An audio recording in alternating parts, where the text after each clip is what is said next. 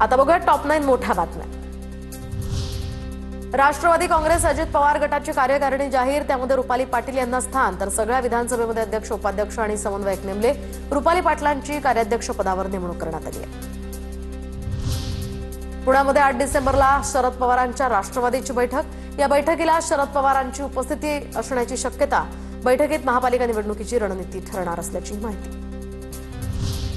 Mahatma फुलेंवरील डॉक्युमेंटरीची file मंत्रालयातून गायब, डॉक्युमेंटरीसाठी संबंधित मूळ सरकारी फाईल रहस्यमयरित्या गायब। मरीन ड्राईव्ह पोलीस ठाण्यामध्ये अज्ञाताविरोधात एफआयआर दाखल। जय पवार आणि ऋतुजा पाटील यांचा लग्न सोहळा 4, 5 आणि 7 डिसेंबरला बहारीनला होणार, तर पवार पाटील कुटुंबाकडून केवळ लग्नासाठी 400 जणांना निमंत्रण। प्रफुल्ल पटेल आणि सुनील तटकरे यांना सुद्धा निमंत्रण। नवले पुलाचे सेफ्टी ऑडिट करा आणि पुलाला उच्च दुर्घटना क्षेत्र म्हणून घोषित करा। शिवसेना खासदार श्रीरंग बारणे यांची लोकसभेत मागणी, तर मागील आठवड्यात नवले पुलावर झालेल्या अपघाताचे लोकसभेत पडसाद उमटले। शरद पवार अध्यक्ष असणाऱ्या वसंतदादा शुगर इन्स्टिट्यूटच्या चौकशीसाठी समिती स्थापन। राज्य आयुक्त डॉक्टर संजय कोलते यांच्या अध्यक्षतेखाली 5 जणांची समिती, तर इन्स्टिट्यूटला मिळणाऱ्या अनुदानाच्या विनियोगाची ही करणार चौकशी। राधाकृष्ण विखे पाटील यांच्या मागणीनंतर मुख्यमंत्र्यांच्या अध्यक्षतेखाली या समितीचं गठन करण्यात आलं।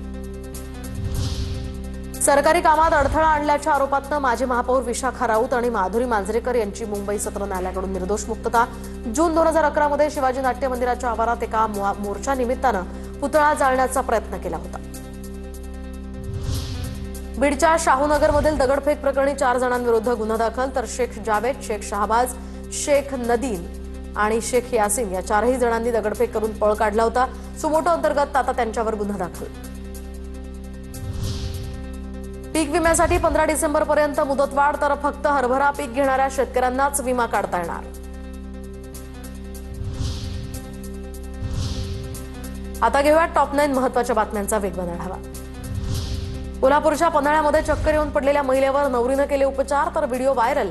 मुंडावळ्या बांधूनच उपचार करणाऱ्या नवरीचं सर्वत्र कौतुक। 4 ते 7 डिसेंबर दरम्यान सलग 3 दिवस समुद्राला मोठी भरती येणार। समुद्रामध्ये 4.5 मीटरपेक्षा अधिकच्या उंचीच्या लाटा उसळणार। भरतीवेळी समुद्रकिनारी जाण्यावर मज्जाव। सिंधुदुर्गच्या मालवणमध्ये विदेशी सिगल पक्ष्यांचं आगमन। मालवण देवबाग किनाऱ्यांवर सध्या या पक्ष्यांचे थवे, तर हे पक्षी बघण्यासाठी पर्यटकांची गर्दी। सायबेरिया, रशिया आणि उत्तरेकडील बर्फाच्छादित प्रदेशातून हे पक्षी दरवर्षी भारतात येत असतात। मुख्यमंत्री उपमुख्यमंत्री शिंदेंच्या हस्ते ऑरेंज गेट ते मरीन ड्राईव्ह शहरी बोगदा प्रकल्पातील टीबीएम लॉन्चिंग, तर कोस्टल रोड ते फ्रीवे वाहतुकीचा मार्ग यामुळे सुखकर होणार। पीओपीच्या गणेश मूर्तींवर बंदी आणण्याच्या याचिकांवर 2 महिन्यांची सुनावणी होणार, तर 6 फुटांच्या गणेश मूर्तीचे विसर्जन कृत्रिम तलावातच करा असे स्पष्ट आदेश यापूर्वी न्यायालयानं प्रशासनाला दिले होते। कल्याण डोंबिवली महापालिकेनं 13 वर्षीय मुलाचा मॅनहोलमध्ये पडून झालेला मृत्यू जो होता त्याची जबाबदारी घेतली। मृत मुलाच्या पालकांना 6 लाखांची नुकसान भरपाई देण्याची तयारी। 2 आठवड्यात ही रक्कम पालकांना देण्याचे मुंबई हायकोर्टाचे निर्देश। पुण्यातील आयटी इंजिनियर फसवणूक प्रकरणातील भोंदू बाबाची 14 कोटी परत करण्याची कोर्टात लेखी हमी। दीपक खडकेकडून आयटी इंजिनियर कुटुंबाची फसवणूक, वेदिका आणि कुणाल पंढरपुरे यांना केली होती अटक। ऊस क्षेत्र वाढल्यामुळे राज्यात यंदा साखरेचं चांगलं उत्पादन। यंदाच्या हंगामात 342 लाख टन उत्पादनाचा अंदाज। यावर्षी महाराष्ट्रामध्ये साखरेचे बंपर उत्पादन होण्याची ही संकेत। एपीएमसीमध्ये आता लसूण दरात वाढ, तर आवक घटल्यामुळे काही दिवसांपासून ही दरवाढ। 3819 गोण्यांची आवक सुद्धा बाजारातील तुटवडा कमी करू शकली नाही।